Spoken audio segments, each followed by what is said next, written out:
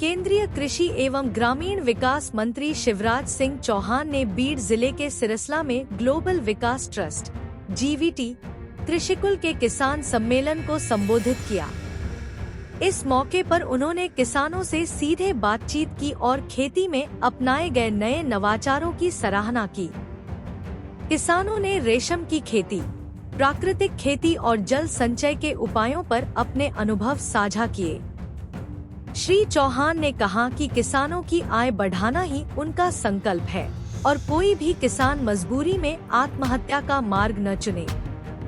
उन्होंने GVT द्वारा किए जा रहे कार्यों की प्रशंसा की और उन्हें अन्य गांवों तक पहुंचाने की आवश्यकता बताई। मैंने तीसरी बार मोदी जी की सरकार बनने के बाद, मेरे ग्रामीण विकास मंत्री बनने के बाद 30 लाख मकान प्रधानमंत्री आवास योजना के महाराष्ट्र सरकार को दिए। महाराष्ट्र सरकार को 30 लाख PM आवास योजना के अंतर्गत, और आगे आने वाले समय में नया सर्वे भी करवाया है। इनसे जो वंचित रह गए, सर्वे करवा के उन सबको भी पक्के मकान के लिए राशि दी जाएगी। कोई भी भाई बहन कच्ची झोंपड़ी में नहीं रहेगा, हर एक का पक्का मकान हो, यह हमारा संकल्प है और उसको पूरा करने में हम कोई कसर नहीं छोड़ेंगे। गरीबी से मुकाबला करना के तरीके निकालने पड़ेंगे, आमदनी भी बढ़ानी पड़ेगी और सुविधाएं भी देनी पड़ेगी।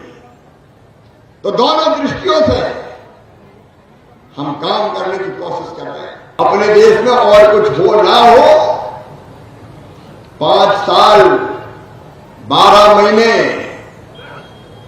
24 सातों दिन 24 घंटे चुनाव की तैयारी चलती रहती है। अब आप देखो कि 1.5 साल 2 साल पहले मध्य प्रदेश, छत्तीसगढ़, राजस्थान के चुनाव हुए, उसके 4 महीने बाद लोकसभा के हो गए, उसके बाद महाराष्ट्र के, हरियाणा के, झारखंड के हो गए, उसके बाद कश्मीर के हो गए, उसके बाद दिल्ली के हो गए, उसके बाद बिहार में हो रहे हैं, फिर बंगाल में होंगे, फिर आसाम में होंगे, फिर तमिलनाडु में होंगे। सारे नेता, मुख्यमंत्री, सांसद, विधायक, मंत्री सब काम छोड़ के लग जाते हैं चुनाव के प्रचार में। चलो भैया फलानी जगह चुनाव है, और कितना पैसा खर्चा होता है चुनाव आयोग के माध्यम से। ये सब चुनाव का पैसा जोड़ दें तो लगभग 5 लाख करोड़ रुपया हर साल, हर 5 साल में खर्चा होता है इन सारे चुनाव में। मेरे बहनों और भाइयों, अगर संविधान में संशोधन करके ये फैसला कर दिया जाए कि 5 साल में केवल 1 बार चुनाव होंगे, लोकसभा और विधानसभा के 1 साल, ताकि 4.5 साल लोग काम करें। ऐसे परिवर्तनों की भी देश में जरूरत है। फसल बीमा योजना का विभाग मेरे पास है। मैं पूरी ताकत से ध्यान दूंगा कि किसान के नुकसान की पाई उनको मिल जाए। मैं जरूरत पड़ेगी तो आपसे भी बात करूंगा, चर्चा करूंगा। मैंने दिल्ली में बैठक की, कई किसानों को नाम मात्र की राशि पिछले सालों की मिली थी। मैंने खुद समीक्षा की। मैं किसानों से, महाराष्ट्र के किसानों को मैंने वर्चुअली जोड़ा और उनसे बातचीत की जैसी। कोई गड़बड़ नहीं होगी। जो नुकसान हुआ है, क्रॉप कटिंग एक्सपेरिमेंट राज्य सरकार करेगी और उसके आधार पर प्रधानमंत्री फसल बीमा योजना के अंतर्गत नुकसान की भरपाई की जाएगी। फलों की खेती, फूलों की खेती, सब्जियों की खेती, औषधि खेती, कृषि वानिकी, एग्रो फॉरेस्ट्री, इसकी तरफ जाना पड़ेगा।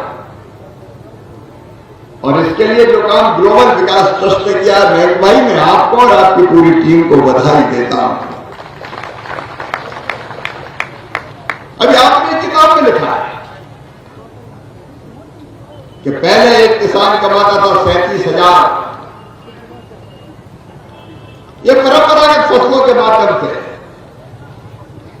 लेकिन जब उसने पपीते की या केले की खेती की तो वो बढ़ के 3.5 लाख से 5 लाख रुपया तक हो गई। ये जमीन में धरती का यह प्रयोग हुआ है। और उन 30,000 किसानों में से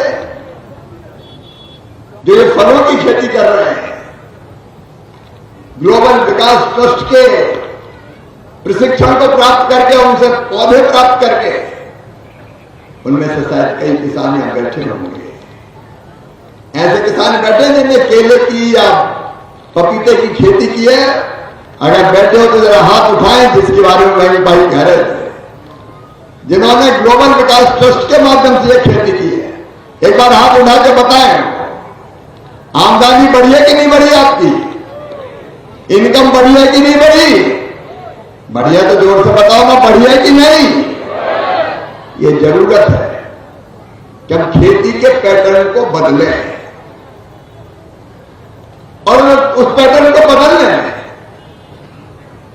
मैं आज ये विश्वास दिलाता हूं मेरे किसान भाइयों, ग्लोबल विकास ट्रस्ट के साथ मिलकर सरकार काम करेगी।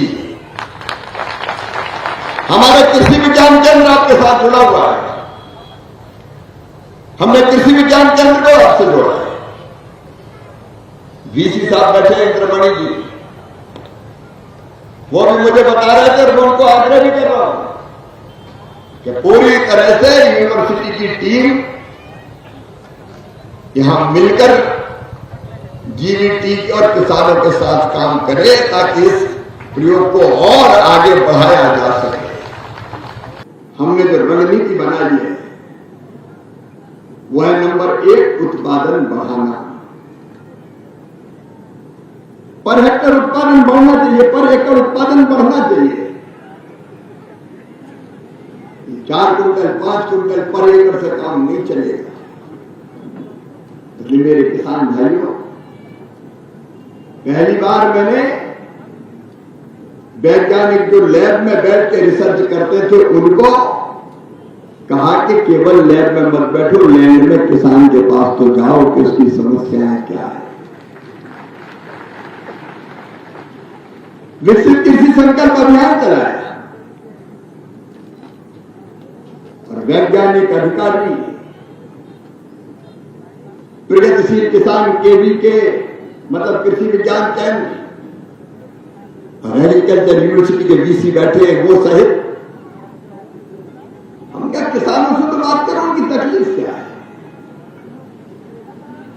ये केवल दफ्तर में बैठ के किसान की समस्या नहीं जानी जा सकती। और जब हम समस्याओं की तरफ देखते हैं, एक बड़ी चीज है अच्छे बीज कैसे मिले हमें।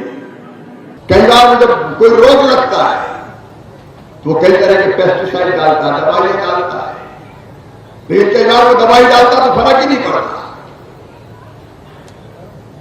जो कीड़े वो मरते नहीं, क्योंकि नकली पेस्टिसाइड बनाने वाले भी बहुत हैं।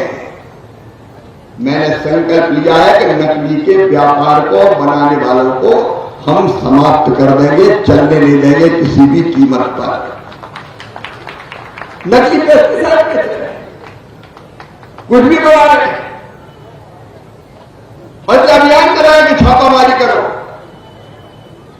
और अगले बजट सत्र में शेतकरी बहनों और भाइयों, एक कड़ा कानून हम बनाने वाले हैं। नकली खाद बनाने वाले, नकली बीज, घटिया बीज बेचने वाले और नकली पेस्टिसाइड मतलब कीटनाशक दवाई बनाने वालों को हम छोड़ेंगे नहीं। कड़ी से कड़ी सजा दी जाएगी ताकि किसानों के साथ धोखा ना हो किसी भी कीमत पर।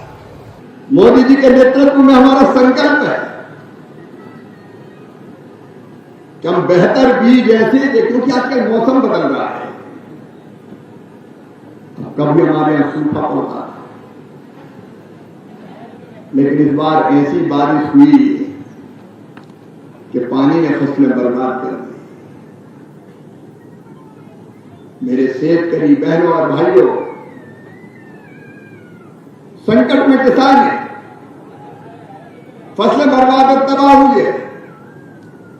फसल बर्बाद होती है तो किसान की केवल फसल बर्बाद नहीं होती, उसकी जिंदगी बर्बाद होती है, उसके बच्चों का भविष्य बर्बाद होता है।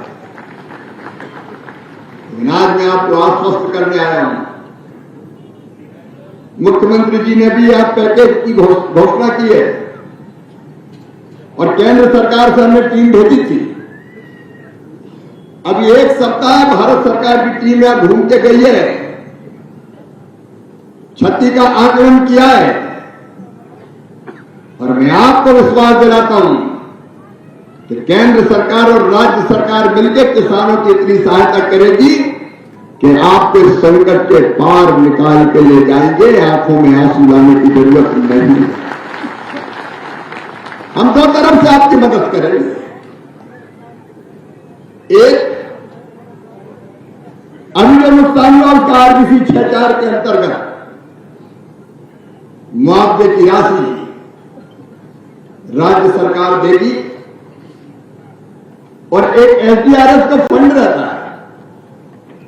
केंद्र सरकार सीधे किसान के खातों में नहीं डालता, लेकिन केंद्र सरकार राज्य सरकार को देता है और राज्य सरकार किसानों के खाते में डालती है। उसके अंतर्गत भी राशि दी जाएगी।